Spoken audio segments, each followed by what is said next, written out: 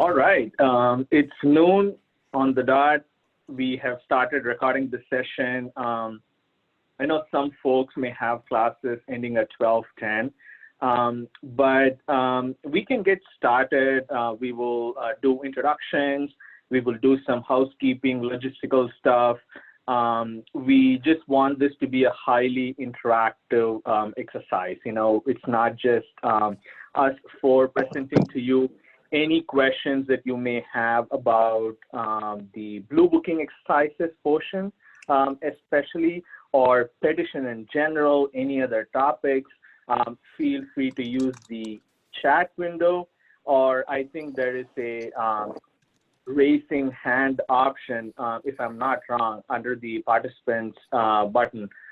You can use any of these features, or feel free to like unmute yourself and then interject if you have any questions. But I'm just gonna give folks just a couple more minutes. It's 12:01. We will give them around like 12:03 before we get started. Feel free to just like hang out, and we're gonna be sharing certain links of documents. If you can like go there, download them. Again, those links will share after like 12:03, and you know, you can use those documents as aids to just follow this presentation along. So hang in tight for just a couple more minutes. We will get started at 12:03, just so that, you know, other folks like join in. Thank you.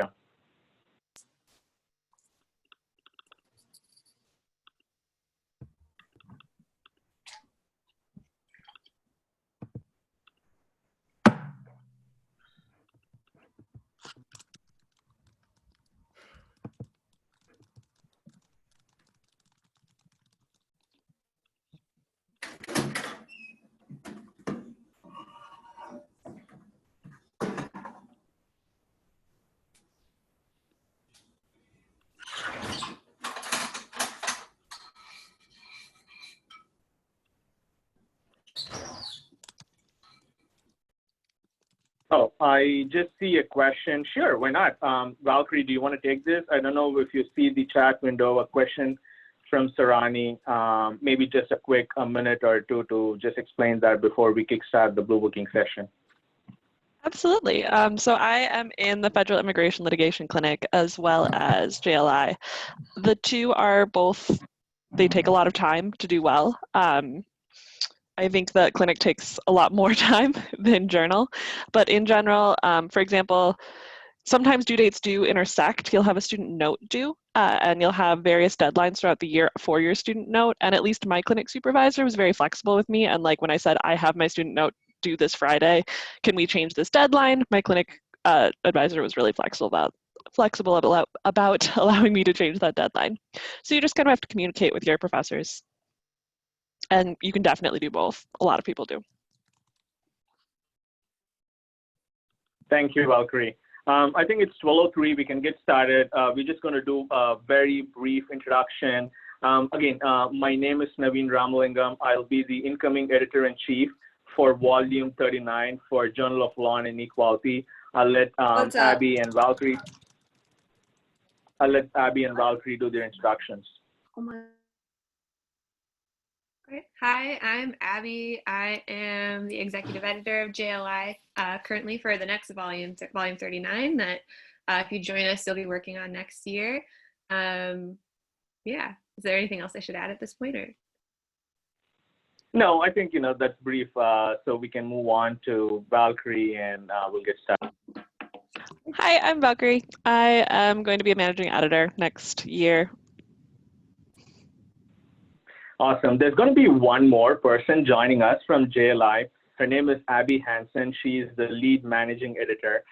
She's going to primarily drive this conversation. I see like 32 participants have joined. Again, you know, this is kind of an interesting start time to the session at 12 o'clock. Hopefully after 12:10 folks join us. But let me just set certain logistical things and also share a few documents, some just housekeeping stuff. I think the first link to the PowerPoint was shared by Abigail. I don't know if everyone right now had joined by then. So I'll just share the PowerPoint version of the link again to everyone. Again, it's going to be shared in the chat window.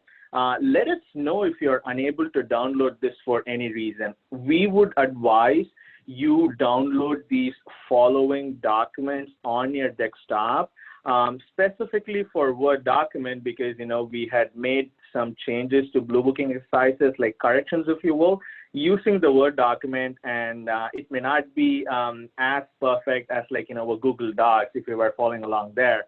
But the third document is going to be also useful. Again, the third document is a draft version of something the petition committee is. Okay, that's good. Sarani comes in super helpful when it comes to tech stuff. That is good. So if anyone is unable to download or access any of these links, feel free to let us know. Myself, Abby, or Valkyrie would be happy to share the documents. Before we begin this session, I would be remiss if I don't plug in JLI's resources. In fairness, I'm also going to share other journals resources. So this link, a lot of you may be familiar with. Any questions regarding logistics, dates, feel free to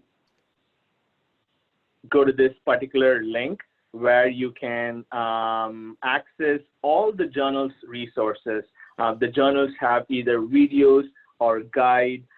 In JLI's case, they're like both to access these resources. These are really helpful. I would recommend you to take some time to review each of the journal's resources to understand not just about the petition process, the bluebooking exercises, the case comment portion, personal statements, but about what each of these journals do, what kind of scholarship that they engage in, what kind of community aspects that they have.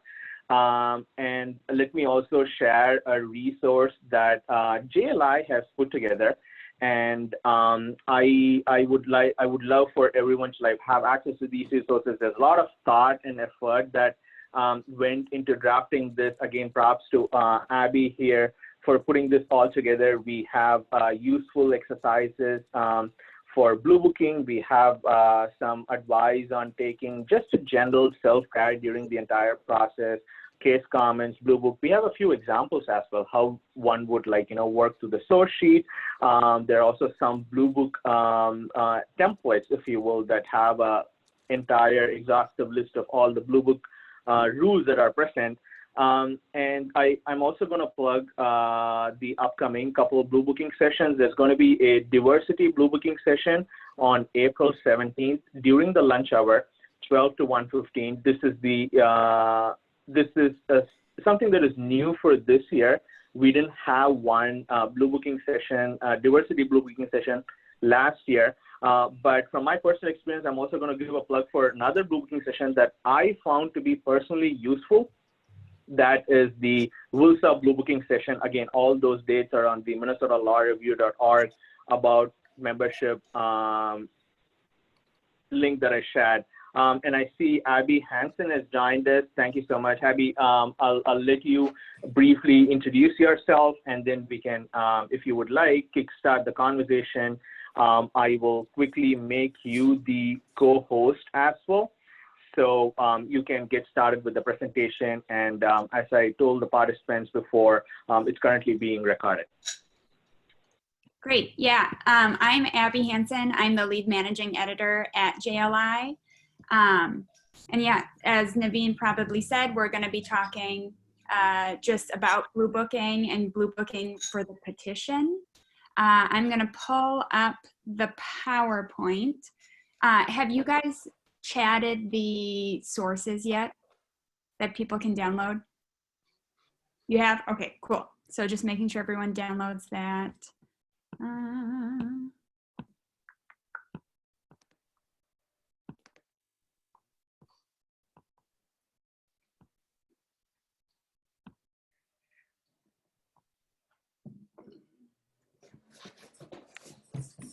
And if folks could just maybe give a thumbs up or let us know that you can see this. Great. Okay.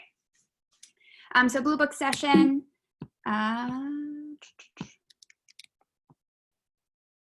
Just because I joined a little late, I was in class. Have you guys gone over the intros and this information? Not all of it yet. Just Okay. the intros. Just the intros. So we're on to you, Abby. Yeah.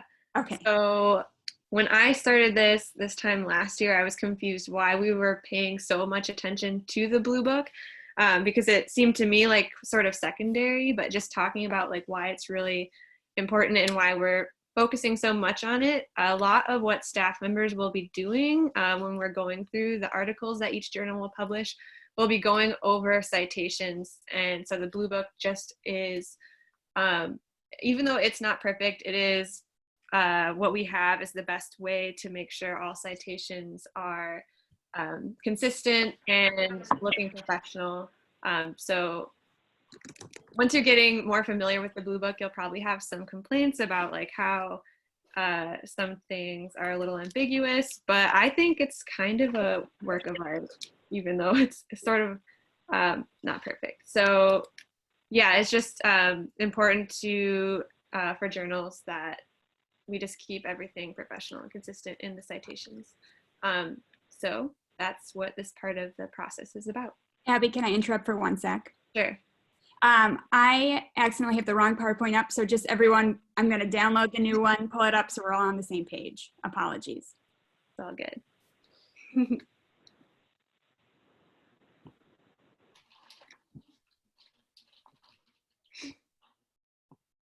I mean, I can go a little bit into like why or how this fits into the rest of the petition process, unless Valkyrie wants to take over for that part. Sure. So you are going to be getting a packet. I'm sure you've heard of the petition packet, and one component of that is Blue Booking exercises. There are 24 exercises, and they are going to be full of mistakes. They're going to be fake sources. They do not have actual real life sources. So I know when I was working as a 1L on my legal writing, I would oftentimes use the citations given by Lexis. Can't do that because these are all fake sources. You're going to need to make handwritten edits. Not exactly sure what acceptable formats we are going to have, what we're going to accept this year. We're trying to make some changes to make it easier to do remotely. So keep checking your email and we'll send out quite a bit more information on that later. You also are going to be writing a case comment. You're going to get research that you are going to need to read and then write a paper on, and you are going to need to cite all of the sources from the packet correctly. And so there's just a lot of Blue Booking. Cool. Yeah, and to add on to that, just so you have an idea of what the handwritten edits will look like. I don't know how much you went over this in the Petitioning 101 session, but I think it's the third link that Naveen shared. Is a link to the strategies for tackling the Blue Book exercise, like Breakouts packet. And the last page, I believe, is all of the editing symbols that you'll be using. So if you want to take a look at it, you can there. And if you see it on my screen, that's what it would look like. Oh, whoops.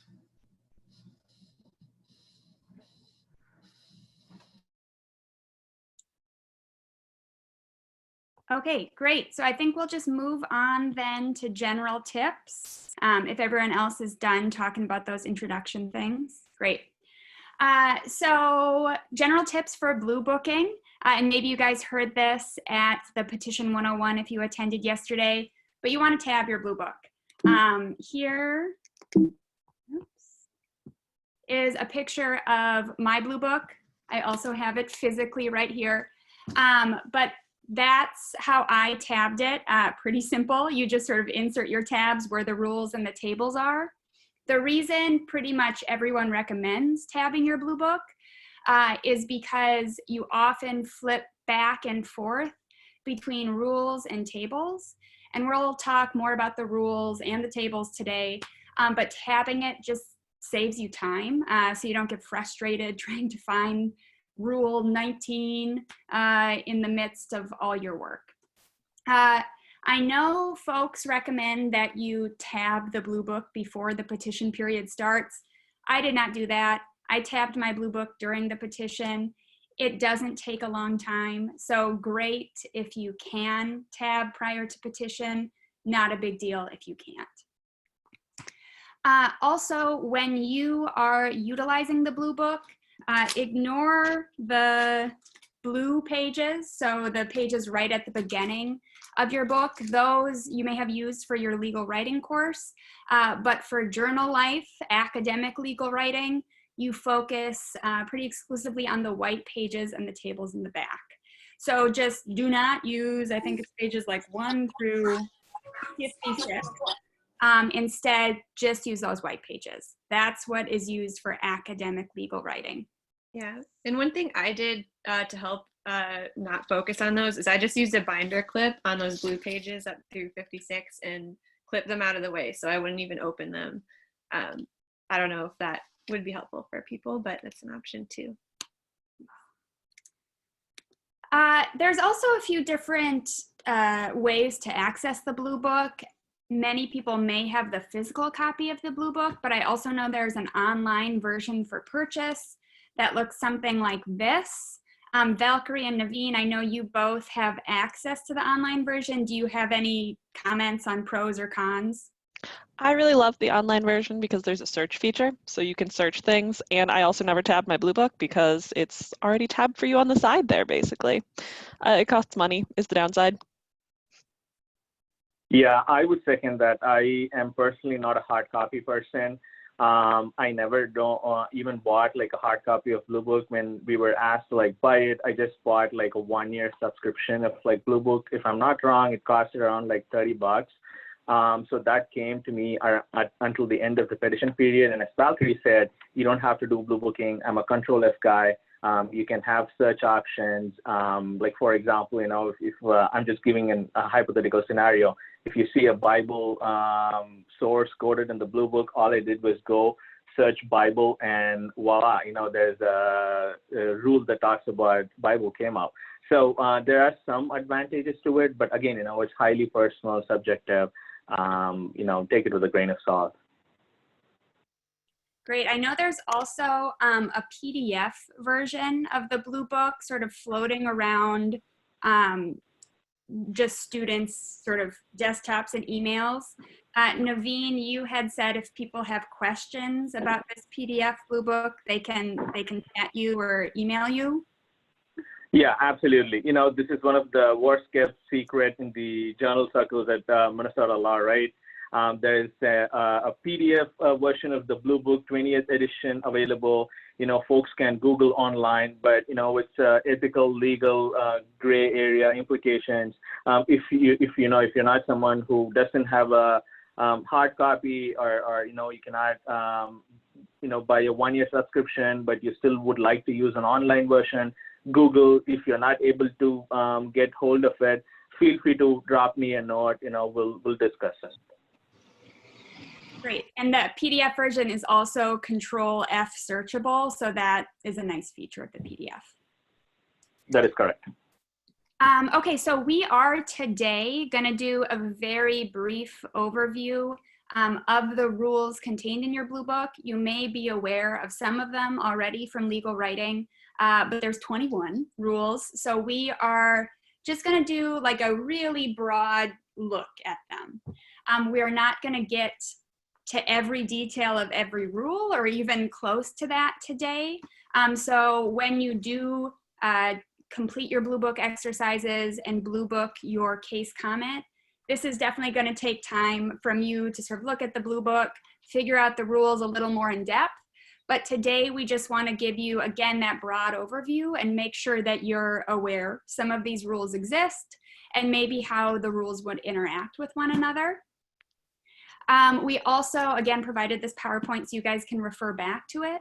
So if we are going quick during this rule overview, apologies, we are limited in time, and really this is just to sort of provide you with the resources. So then further down the road when you're completing these, you can maybe come back to this and have some of your memory jogged or have it help you.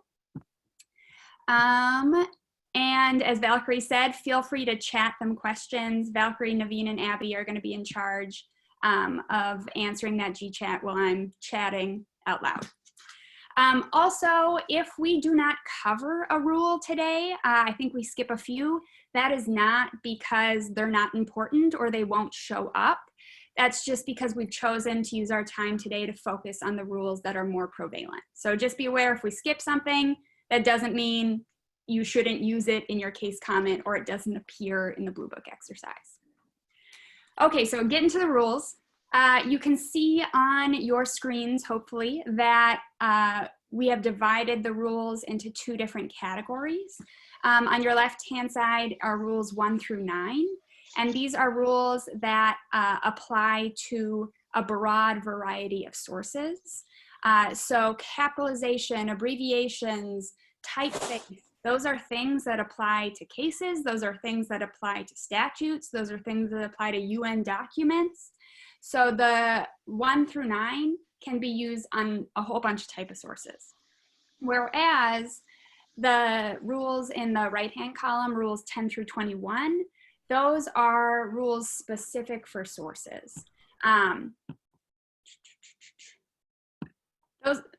Quick question, when I pull up the chat on my guys' screen, can you see it? Okay, I just don't want to mess that up when you're looking at it. Okay, back to rules 10 through 21. Those, again, are specific to sources. So if you have a case, if you have a book, if you have an internet article, you are going to go to that rule to see the specifics on how an internet article should appear in a legal academic writing. So those are sort of the broad categories. We also have a screen grab of just the very back of your Blue Book book that lists all of the rules, and it also sort of divides them out for you. So if you need inspiration, check out the back of the book and see if that will lead you to the rule that's needed. Also, I want to do a quick plug for the index at this time. The index is right before the back of your book.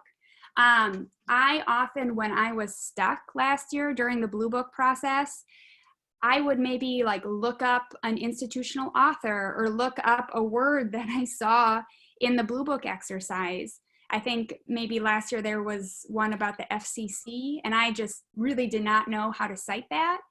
I looked in the index, I found that, and it actually told me to go to a specific page which had examples of FCC documents being cited. So you have all these rules, they're categorized, but if you get stuck during either the case comment or during your Blue Book exercises, feel free to check out the index for inspiration. Like I mentioned 2 slides ago, rules 10 through 21 are source specific. So they apply to cases, they apply to books, they apply to periodicals. And for purposes of the Blue Book exercises, the petition committee is going to tell you what type of source you have. So when you get your exercises, it's not like you have to guess what source you have. You'll actually get a list from the petition committee, and it will include the first 1 to 3 words of each source, and it will tell you what type of source that is. So if you look on your screen, we have Kelsey Safari et al. So that would just be the first few words. That is a book. We have Kirkham, that is a case. We have Carol Baskin, that will be a periodical. So you will be told what type of source. And if we look on your screen as an example of what a Blue Book exercise may look like, and they do contain multiple sources typically, and we can see the sources we just talked about have sort of been bracketed off. So you will see source 1, source 2, source 3. Again, you'll get the first 1 to 3 words, Kelsey Safari et al., Kirkham, and Carol Baskin of each source, and the petition committee will tell you what it is. But also, if for some reason you are having trouble figuring out where a source starts and where a source stops, all sources are separated by semicolons or periods. We have sort of covered up the semicolons and periods with the colored brackets, but after 2001 and before Kirkham, there's a semicolon. After dissenting, but before but, there's a period. So that is another way for you to figure out where a source stops and where a source starts. Okay, so moving on to the actual rules that we are going to cover today. And again, this is a broad overview and we just want to get you comfortable with that. We're going to start right at Rule 1, which makes sense. It's the first rule. And this basically goes over the structure of citations. And this rule applies no matter what the source is. So keep that in mind. This is one of those first rules 1 through 9 that apply to a whole bunch of type of sources. And this tells us that citations are sentences. So in the legal academic world, when you're citing something, it's typically in a footnote, and those footnotes are full sentences. So they need to start with a capital letter and they need to end with a period. So when you are completing your Blue Book exercises, easy points is fixing a sentence that doesn't have a period, so adding a period in, or fixing a sentence that doesn't have a capital letter at the start of the sentence. Those are easy points, good to remember because these are sentences. But Rule 1 also covers some other things just besides the general structure. One of those things is introductory signals. And those you may be familiar with from your legal writing, things like see, contra, compare, with. Those are also used, obviously, in academic legal writing. They are always italicized, and they do come in a specific order. That is what 1.2 covers. So you will frequently be using 1.2 when you do both the case comment and you do the Blue Book exercises. Also, order of authorities. So in each signal, if there's multiple authorities, so if you have, I'll just turn to this page. If we look at this first sentence, we have C, so there's your signal. And then you have source 1, which is a book. You have a semicolon, and you have source 2, which is a case. And then you have a period. So that's your citation sentence. Within that sentence, there are multiple authorities. There's both a book and a case. Rule 1.4 tells you what order those should come in. So you need to check Rule 1.4 if you ever have a sentence with more than one source, because it will tell you the order of authorities, and we will be looking at that when we grade the citation exercises. Rule 1 keeps going. It has a lot of stuff in it. There's parenthetical information. You guys can sort of delve into the details of this one, but it's similar in some ways to your legal writing classes. When you do your explanatory parenthetical, it has to start with that present participle, holding, finding, deciding. You do have to start each explanatory parenthetical with one of those, unless it's a quote. And those details are described further in 1.5.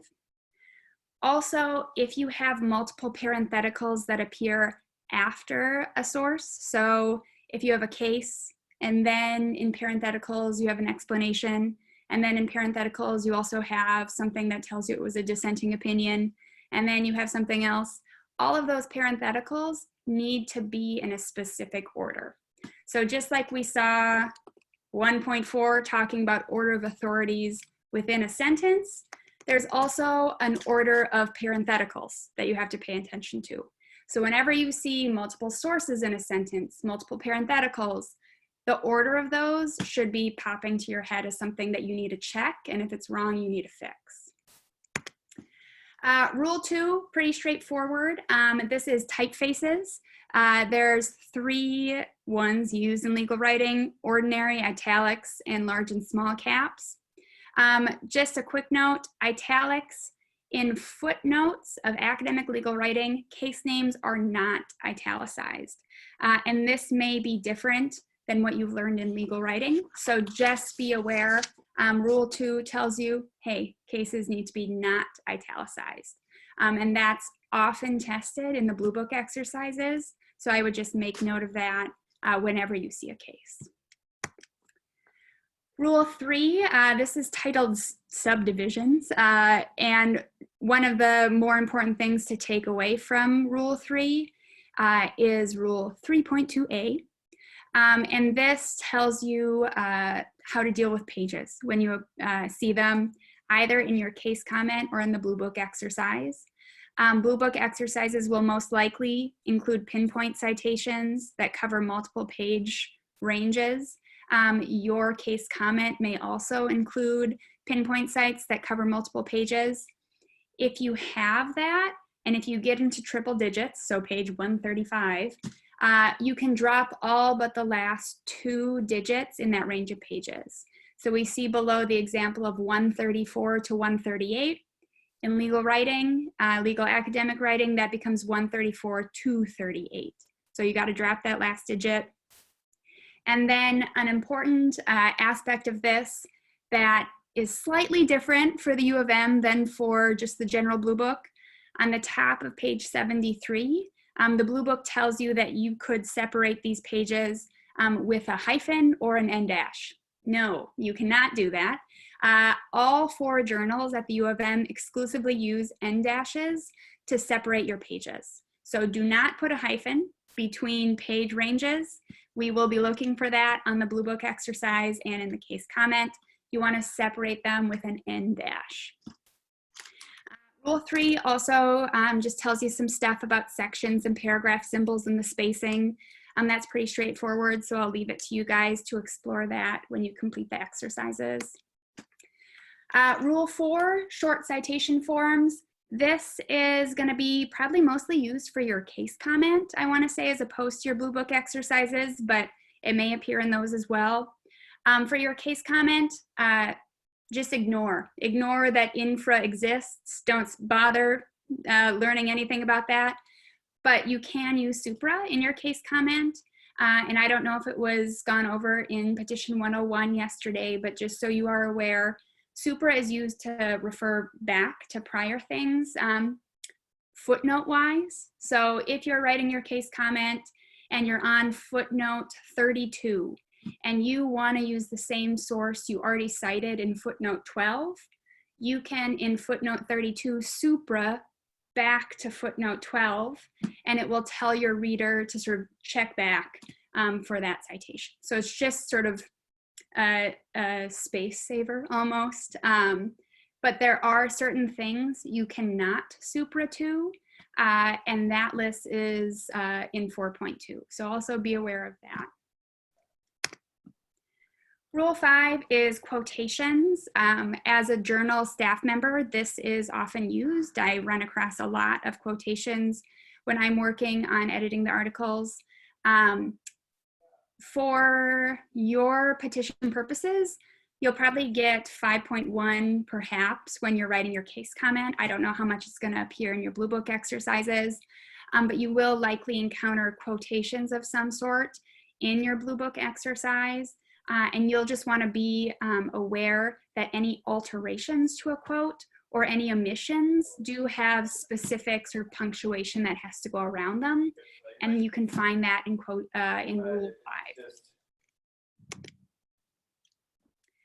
5. Rule 6 is abbreviations. Lots of things are abbreviated in legal academic writing. Court titles, journal names, all that type of stuff is shortened, and sometimes it's surprising what they shorten. But Rule 6 goes over abbreviations, specifically the spacing of some abbreviations related to court titles and related to journal titles. I would definitely check this out. You sort of need to read through it maybe 1 or 2 times, but it is important. And as we go on in this presentation, we're going to talk a lot about tables, which contain those abbreviations that are referenced in Rule 6. But just remember, when you abbreviate something, spacing matters, so check that out. Rule 8 is capitalization. This is a heavily used rule, so I would definitely tab this one. Basically, the things we want to highlight are for titles. Anytime you have articles, conjunctions, or prepositions fewer than 4 letters, those are not capitalized. But longer than 4 letters, they are. You will commonly use that in both Blue Book exercises and your case comment. Okay, so we covered about 1 through 8, and those are the ones that do apply broadly to many different sources. We are now moving on to Rule 10, which are the start of source-specific rules. And the first one we start with is cases. You guys encounter cases all the time, so you are familiar on a base level with how to cite cases. Table 10.1, which is on page 95 of your Blue Book, if you have that with you, has a good table of examples of how to cite cases. Anytime a rule starts with a table that gives you examples, I would lean on that. That is extremely helpful to just give you an overlay of how to set up your citation and maybe figure out what order things need to be in. So I would check that out. Also, case names have abbreviations. Again, abbreviations are important. And the rule points you to table T6, so I check those out. And again, cases also have special parenthetical orders. I had said prior that if you have multiple parentheticals like explanatory or dissenting, things like that, they need to be in a specific order. And that was back in Rule 1. Rule 10 re-emphasizes that point. So that is 10.6, and you'll often see, and I think it even references Rule 1.5. So you'll often see these source-specific rules going back and forth between the general, 1 through 9, and what they specifically ask for. Okay, Rule 12 is statutes. This pretty self-explanatory when you read it through. I will say when you're doing your case comment, you're going to be citing to the 2018 US Code. The other thing I'll say about Rule 12 is that it also includes some things that maybe you wouldn't think would be under the statutes. On page 129, you can find the Federal Rules of Evidence, and you can find the Federal Rules of Civil Procedure, restatements, I think Model Penal Code, perhaps. Those are all under Rule 12, and maybe you wouldn't automatically think that when you see statutes. Rule 13, legislative materials. That includes things like debates, hearings, committee reports. You'll find that, Rule 13. Again, on page 135, there's a nice table full of examples. Lean on those examples whenever you see a table, super helpful. Rule 14 is administrative materials, so things like the CFR and the Federal Register. I know when I did this last year, I had a little trouble with administrative materials, just because, as anyone who's in legislation and regulation knows, legislative materials, administrative materials covers a whole bunch of different things. So back at the beginning, 15 minutes ago, I had talked about using the index as sort of a helpful tool to help you figure out where in the Blue Book to look. I did that for administrative materials. If you encounter something where you have to cite an EEOC document or again an FCC document, I'd maybe check out the index, and it will perhaps point you to a page in the Blue Book or a page in the rules that is helpful for administrative materials. Books, this is on page 149, commonly used. Just a few highlights. We're going to go over this one more in depth later. That uses small and large caps, so be prepared to do that on your computer.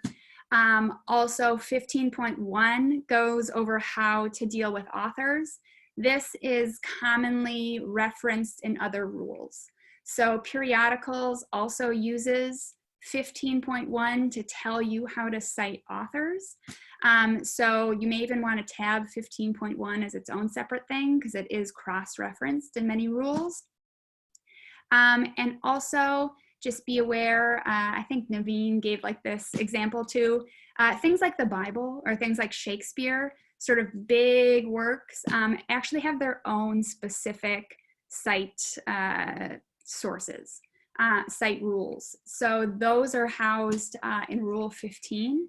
And again, if you encounter something sort of maybe out of place, if they're citing Shakespeare in your legal academic work, that's a little surprising.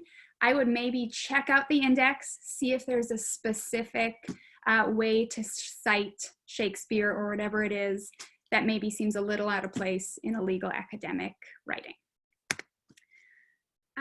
Okay, Rule 16 is periodicals. As the PowerPoint says, this is probably the most heavily used rule as a staff member. You will get extremely comfortable with this rule once you are on journal.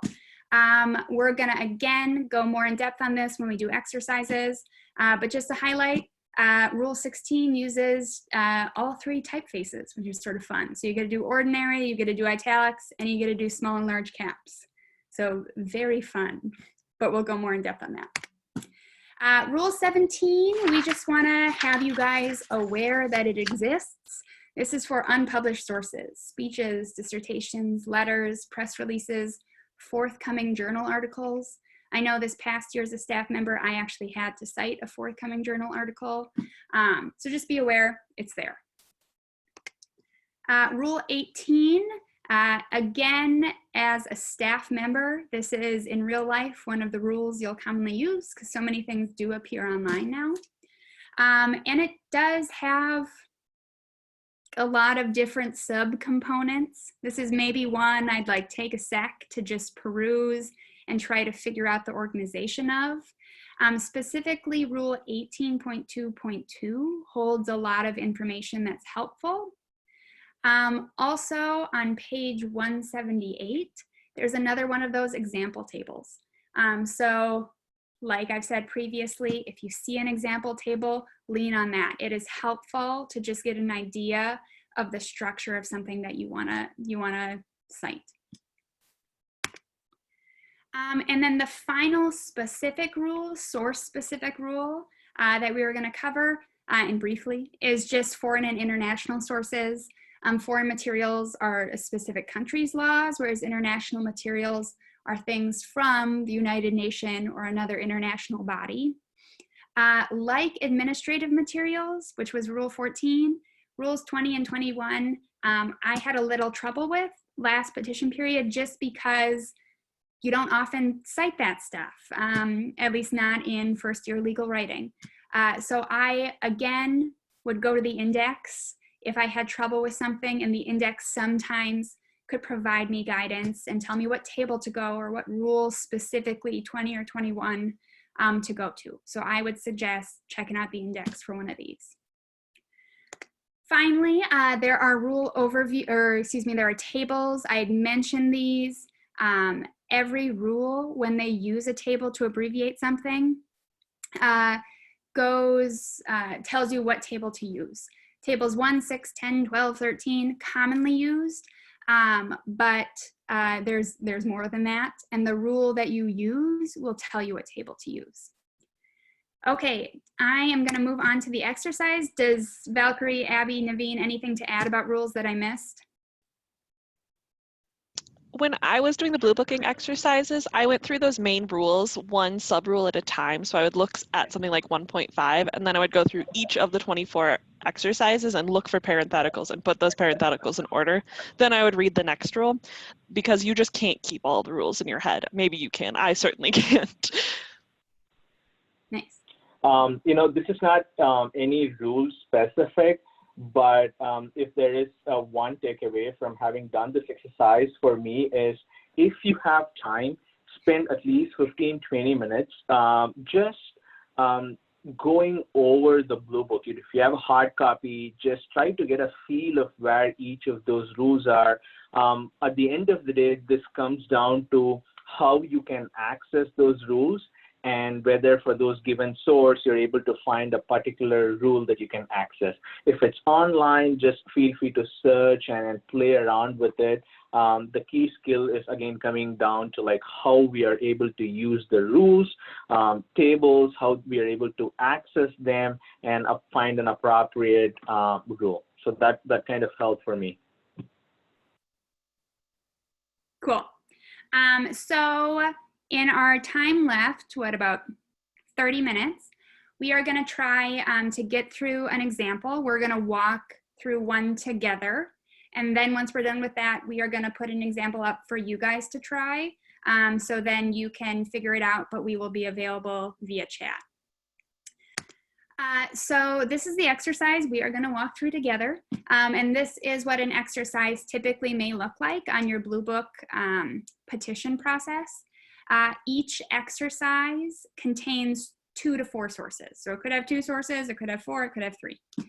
And what you are required to do for the Blue Book exercise is you need to fix those edits, and you also need to cite the rule. So not only, again, do you need to fix the edit, but the person grading it is expecting you to cite the rule you used by writing Blue Book 10, Blue Book 10.3, something like that. And again, it's these edit handouts. These are the editing symbols that you're going to use to make those edits. Okay. And we are going to start just with source one. As Valkyrie said, she sort of took a step back and did the general, maybe rule one signals changes for everything, and then worked through source by source. For purposes of this presentation, it's just easier to take it source by source, but there is no right or wrong way. If you start with sources, if you start with those more generally applicable rules 1 through 9, do it how you want. For this exercise, just easier to go source by source. Source 1 is a book, which is Rule 15, and we know that from the back of your book, and that starts on page 149. There's a few big components of a book site, and that is author, title, editor, edition, etc. And they give you at the start of Rule 15 an example of what a book site would look like. Not every source site includes things like an edition or an editor. So if you have a source that doesn't have that, it doesn't mean it's wrong. It's just not every book has that. So when you're looking at these bigger examples provided to you by the Blue Book, just take that with a grain of salt, because not everything you are provided matches perfectly with what is in the Blue Book. And when I started Blue Booking sources, I would just go sort of step by step through Rule 15. So when I encountered a book, and again, I was pretty new to the Blue Book, I would turn to Rule 15 and I would just go step by step with what is required of that site. The first thing that rule goes over is author. So you would look at things like the typeface. For this, Kelsey Safferty et al. Is small caps, big caps. That is what is required by books. So we're good with that. Next, it's just the general overview of the author. I think on page 150, it tells you what to do with one author, two author, more than one author. In this case, we have an et al. So we have more than one author. So you would go to that rule, which is 15.1b, and it tells you that the et does not have a period after it. So our edit for the author in this source 1, we need to get rid of the period, and we do that with this curly Q, which is one of the editing symbols. And then we also need to cite the Blue Book rule. So again, you need to do two things. You need to make the edit, and you need to do the cite to the Blue Book rule, which in this case, 15.1b. We then go on to title. So if you peruse Rule 15, it gives you all the things you need to know about title. One important thing, Rule 15 in the title section references Rule 8, which is one of those generally applicable rules we talked to dealing with capitalization. That tells us that conjunctions and all those other things less than 4 letters cannot be capitalized. In this case, safe conditions for animals and employees, the 4 was capitalized. So we need to strike that out, and that's the editing symbol for making lowercase. And then we would cite to BB8A, which is the rule for capitalization in titles. And then as a petitioner, it is really important to cover your bases. And you cover your bases for the graders by putting brackets around the source and telling us what rule it covers, or what rule is covered, what rule covers that source. And this way, the people grading your exercise know that you know that Rule 15 applies to books. And if you forget any of these smaller source sites, they can maybe think about that, about providing you points. So for example, if you missed 15.1b, but you wrote BB15, depending on the grader, that may provide you points for that exercise. Source 2 is a case, and that's Rule 10, page 94. You guys are pretty familiar with cases, again, from legal writing. The difference, big difference in legal writing, footnotes do not have italicized case names. So again, if I were you, I'd start at Rule 10. I would sort of go through what is required and match that up with the source that I have. So the very first thing is typeface. Kirkham versus Maldonado, I always have trouble pronouncing that, is not italicized in legal academic writing, but it is in our source. So we need to undo that. To undo italicization, you need to do the little squiggly line, and that's what the editing symbol page tells you. So we do the squiggly line to show your grader it's not italicized. And again, in brackets, you put Rule 10, so your editor knows that that's the rule that applies. Also, details matter. There needs to be periods between the U and the S, and that is governed by BB 10.4 and also Table 1.1. If I were you, I would put both. Rule 10.4 instructs you to go to Table 1.1.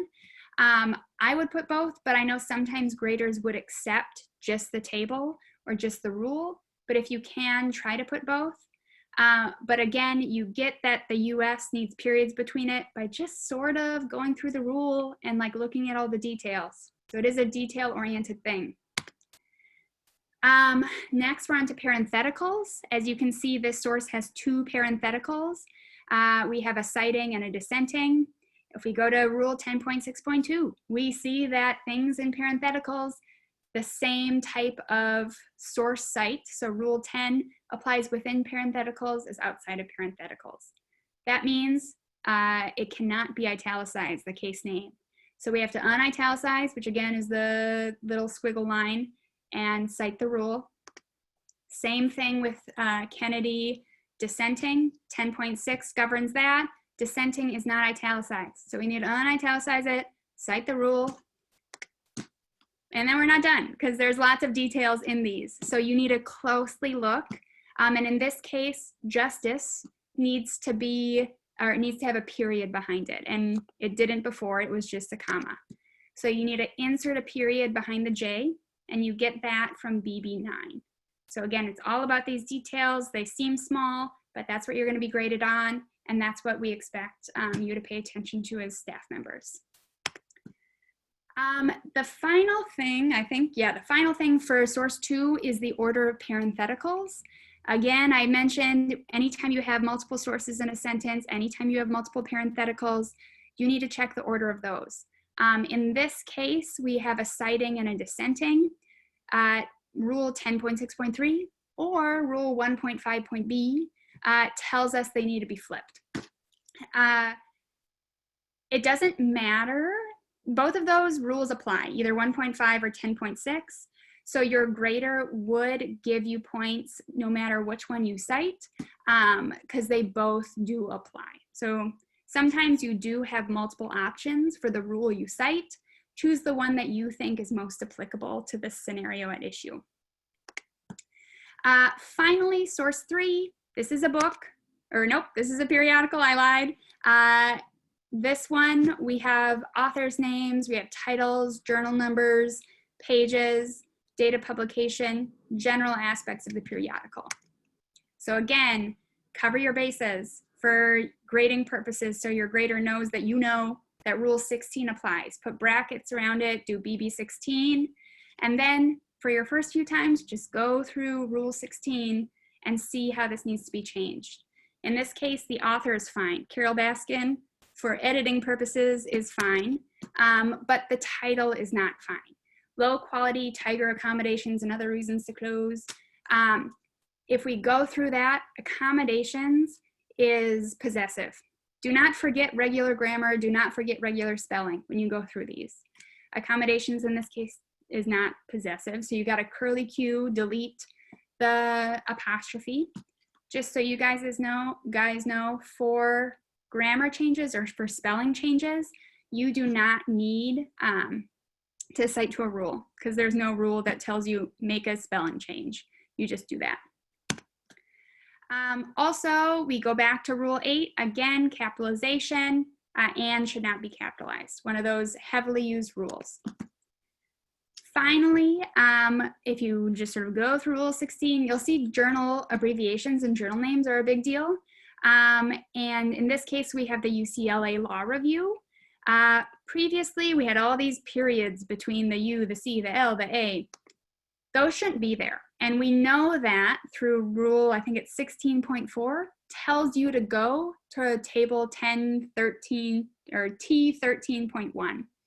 That will tell you how to cite UCLA or a number of other different journals. So you do need to check on those things. And then also, there is no space between the A and the L. So the UCLA Law Review, there needs to be a space between the A and the L of law and A. Put that in via just a line. So the editing symbols to add a space is making sort of a big line between things. All sources are done, but we are not done. So we got to take a step back and look at sort of the bigger structure of the exercise. Signals are on page 58. Again, that's rule 1. Both of the signals used, the C and the but C, have commas that should not be there.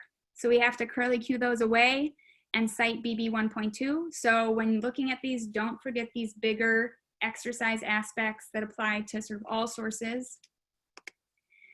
And also we have multiple sources, so we need to check the order of those sources. The first citation sentence contains a book and a case. Cases have more authority than books, so we got to flip those around.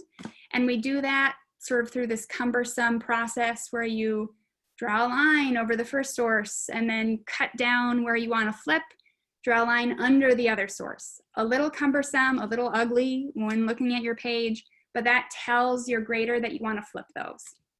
And when you flip those, you need to be cognizant of the punctuation that comes with it. So after 2001, you see that there was a semicolon.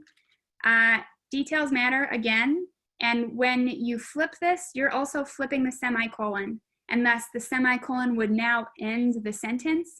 You don't want that. So you need to get rid of the semicolon and add it in after the case name. So it's a little confusing, it's a little detail oriented, but just do your best so your grader knows how you're structuring the sentence, and that ending punctuation, periods, semicolons are where they need to be. We zoom through that, but we still only have 15 minutes left. So we want to give you guys enough time to practice one. Oh, and this is the correct one. Look at our work, very nice. So we want to give you another practice opportunity. So on the screen, you should see an option, another exercise that we want you guys to spend 10 minutes completing.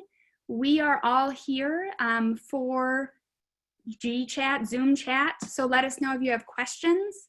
But we'll plan at 1:08 to come back and cover some of these changes. Obviously, you won't get through all of them. That's fine.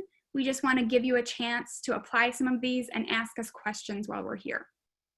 Anything else from Naveen, Abby, Valkyrie?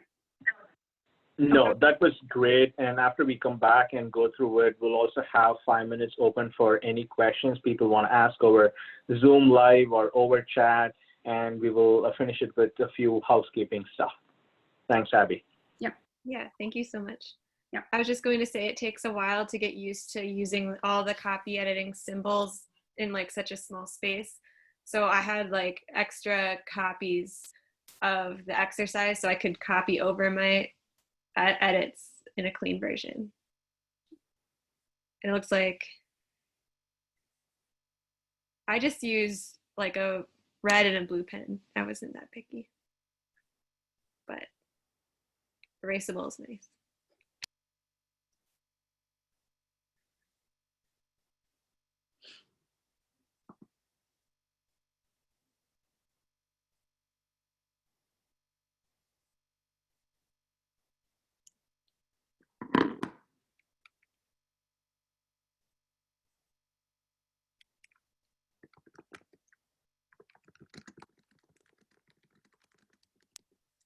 Valkyrie, I think you're muted.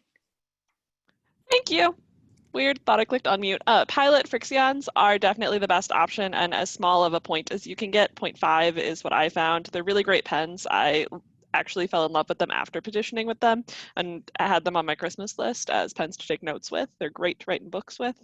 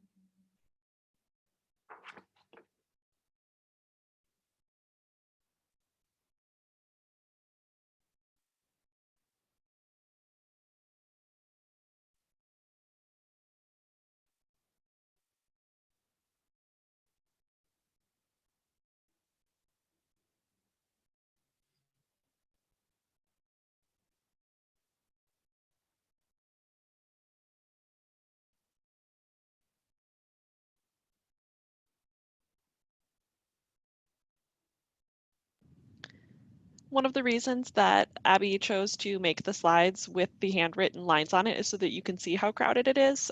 For at least the exercises that I wrote, I had just about as many changes as in the Tiger King themed exercise, so it should be about that crowded. Some people will have more, but as long as the grader can figure out what you're writing, that's fine.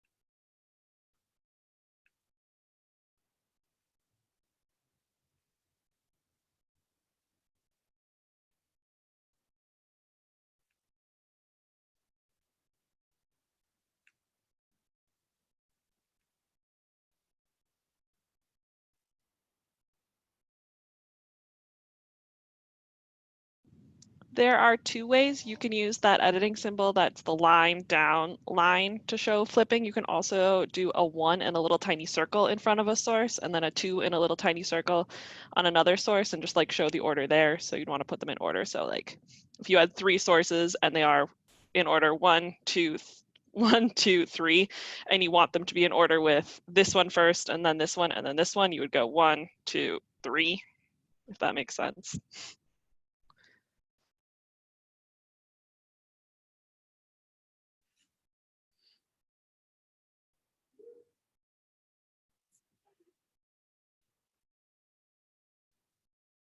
Someone just let me know that the Petition 101 slides from yesterday also have a handwritten example from last year's Blue Book exercises, so you can look at those.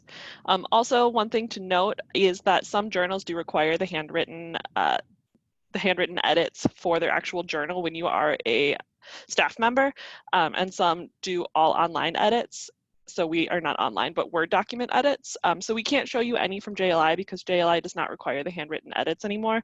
We rely solely on the Word document edits for how our journal functions, just because that's quicker and easier for our journal. You still have to make the same edits, but you don't have to handwrite them as well.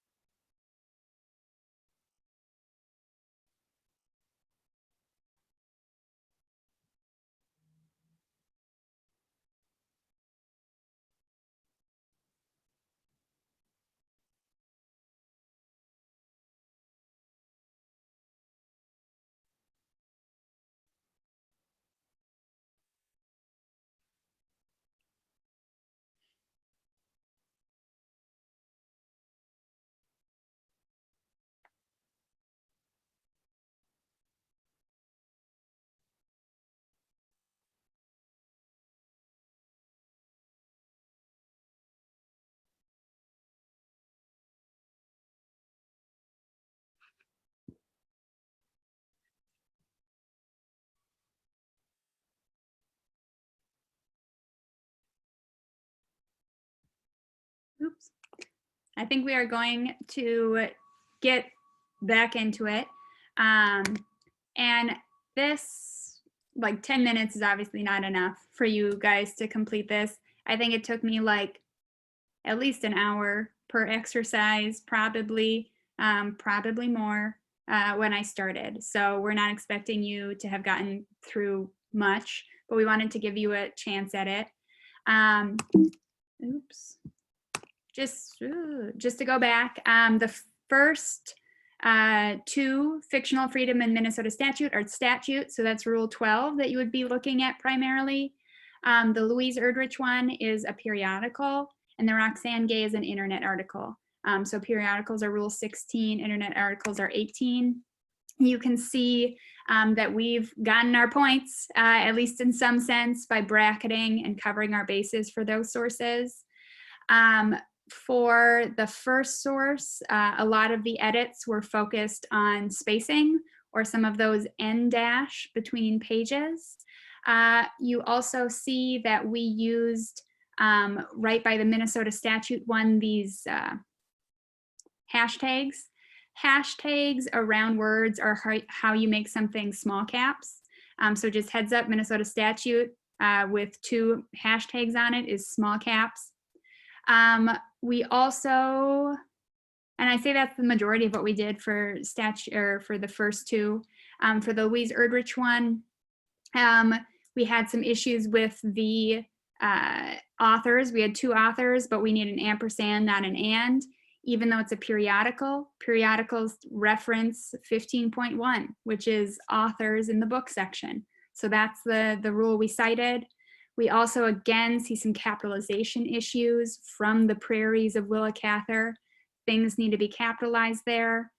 We have a missing comma that needed to be there. And then also, since it is a journal, journals, a lot of abbreviations sort of surround the naming of journals. So Journal of Environmental Jurisprudence, nope. It needs to be J.Env. Juris. It needs to be sort of brought down like that. So you do have to be pretty careful in how you make those editing symbols. We saw some chats about your page getting messy. It does, but just try to be as clean as you can in showing what you want to delete. And I think that's where multiple colors can be helpful.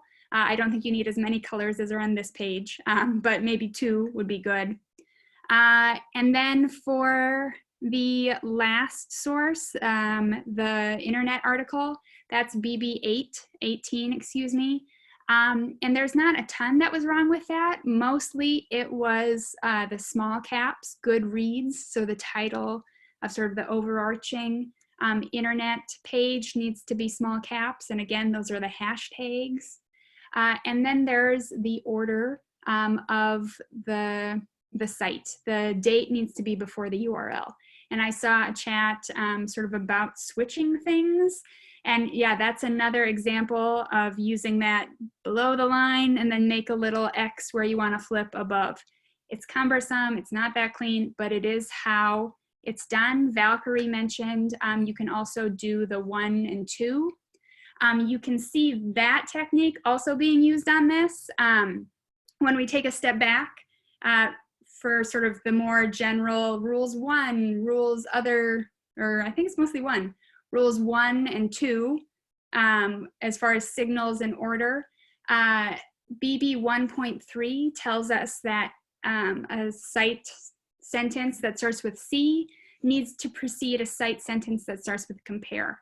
So instead of underlining every single thing in the second citation sentence and doing the same with the first, we just use that 1 circle, 2 circle to show the graders that we want the second citation sentence, see Louise Erdrich, until the law students relax. We want that to be first, and we want the compare fictional freedom to be second. So that's another way to flip things without doing the lines. Are there any specific questions on that, or is there anything, Valkyrie, Abby, Naveen, you want to add? Cool. We also, I think Abby mentioned this, or maybe Valkyrie, there is sort of this other example that gives you an idea of what hand correction looks like. We're going to leave that just on the slide for you guys to practice on your own. We do have the edits on there, so it should, excuse me, help you with that. I'm done. Do you want to wrap it up? Awesome. Thank you so much, Abby. We just have a couple more minutes left. Thank you so much for joining. Please let your friends know about the upcoming other Blue Booking session. I'm also going to say that this is going to be recorded. It's going to be available for later use. The PDF, Word document, the PowerPoint presentation, everything is going to be shared through the petition committee via email probably. I'm going to also include this in the chat information as I speak, including other Blue Booking sessions. There's also a diversity Blue Booking session on 4/17 at noon. There's a WULSA Blue Booking session that I personally would recommend you guys attend. And there is this journal resources that can be found in that particular link. And again, you know, there's also a particular JLI guide that I'm going to share a link for again. And this Friday, JLI is going to facilitate office hours between 8 a.m. and 6 p.m. So feel free to stop by if you like. And again, thanks to Abby Hansen, Valkyrie Jensen, and Abigail Rawls for preparing all this presentation and walking through. I really enjoyed this presentation, and hopefully it was really helpful to the participants as well. Are there any final parting thoughts, questions from participants using chat or Zoom? I'd also like to make a plug for reaching out to 2Ls and 3Ls who are on Journal that you personally know for their kind of tips and tricks. If you're in an SSG, there's a lot of, you all are in an SSG. Most of your SSG leaders petitioned or know someone who petitioned who they can meet, who they can connect you with to ask questions about petitioning. I went to the WILSA one in addition to one of the journal hosted ones. So as Naveen, I did go to two, and as Naveen said, the WILSA one was really helpful. Me too. Yep. All the 4 journal hosted ones cover the same material for the most part, as far as I know. But I think WILSA might be helpful. I think they have some different sources usually, or different examples. Is that right? Yeah, I think if I'm not wrong, if I remember right, it was over 90 minutes or a couple hours. They had additional exercises. Try to attend that. Even if you're not able to attend, all those resources that are being used would be uploaded onto that particular website that a link that I shared. So you can always like download and work through them. All right, I think we're a minute past. I don't think there are any more questions. Thank you so much again for joining. Again, this recording will be available, and so will those resources be. Bye, take care. Good luck. Thank you, everyone.